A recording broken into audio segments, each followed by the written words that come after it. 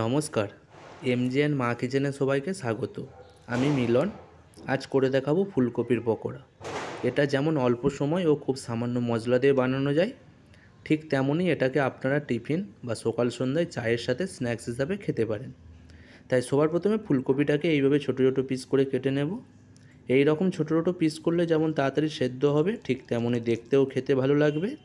এখানে বলে রাখি, ফুলকপিতে রয়েছে সালফোরাফেন, যা ক্যান্সার সৃষ্টিকারী কোষ ধ্বংস করে। ফুলকপি খেলে হার্ট অ্যাটাকের ঝুঁকি কমে। এরপর একটা পাত্রে জলে কেটে রাখা ফুলকপিগুলোকে সামান্য লবণ ও হলুদ গুঁড়ো দিয়ে 10 মিনিট ভিজিয়ে রাখবো। লবণ হলুদ জলে ফুলকপি ডোবানোর ফলে ফুলকপিতে থাকা দূষিত রঞ্জক পদার্থ ও পোকা সেগুলো বেরিয়ে যাবে। এই ফাঁকে দুটো কাঁচা লঙ্কা ও কিছুটা ধনেপাতাকে সামান্য লবণ ও কয়েক ফোঁটা জল দিয়ে পেস্ট করে নেব। ধনেপাতা খেলে হার্ট ও কিডনির স্বাস্থ্য ভালো থাকে। তাছাড়াও ধনেপাতা হজমে সাহায্য করে।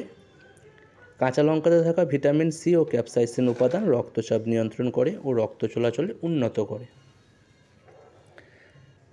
10 মিনিট পর ফুলকপিগুলোকে জল থেকে ছেঁকে তুলে নেব। এরপর দেব স্বাদমতো লবণ, হাফ চামচ হলুদ গুঁড়ো, 1 চামচ গোলমরিচ গুঁড়ো, 1 চামচ জিরে গুঁড়ো, 1 চামচ কাশ্মীরি লাল লঙ্কার গুঁড়ো, 1 চামচ আদা রসুন বাটা ও ধনের পাতার পেস্টটা। সব কিছুকে ফুলকপির সাথে উল্টে পাল্টে মাখিয়ে নেব। দেখতেই পাচ্ছেন কত সুন্দর মাখানো হয়েছে। এবার দেব 3 চামচ বেসন ও 1 চামচ কর্নফ্লাওয়ার। সব কিছুকে আবারও ভালো করে মাখিয়ে নেব। বেসন ও কর্নফ্লাওয়ারটা দেওয়ার ফলে ফুলকপির ওপরে হালকা একটা কোটিং আসবে, যা খেতে দারুণ লাগবে। মাখানো হলে 5 মিনিট ঢাকনা দিয়ে ঢেকে রেখে দেব। 5 মিনিট পর একটা কড়াইতে দিয়ে দেবো সর্ষের তেল ও সামান্য লবণ। তেলেতে লবণ দেওয়ার ফলে ফুলকপিটা ভাজার সময় তেল ছিটকাবে না। তেল গরম হলে এক এক করে কিছুটা ফুলকপি দিয়ে দেবো। এই সময় গ্যাসের ফ্লেমটাকে লো রাখতে হবে। হাই রাখলে কিছুক্ষণের মধ্যে ফুলকপির ওপরের দিকটা লাল হয়ে যাবে, কিন্তু ভেতরে কাঁচাও রয়ে যাবে, যা খেতে একদমই ভালো লাগবে না। একটা ঢাকনা দিয়ে ঢেকে দেবো, তাহলে ফুলকপিটা খুব তাড়াতাড়ি সেদ্ধ হয়ে যাবে।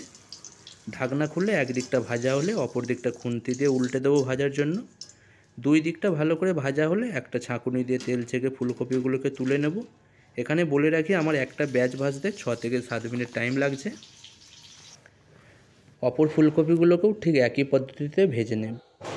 আপনারা দেখতেই পাচ্ছেন যে কত সুন্দর একটা কোটিং এসেছে। এটাকে আপনারা টমেটো সস, চিলি সস দিয়ে টিফিনে খেতে পারেন। তাছাড়াও চায়ের সাথে সকাল সন্ধ্যায় স্ন্যাক্স হিসাবে খেতে পারেন।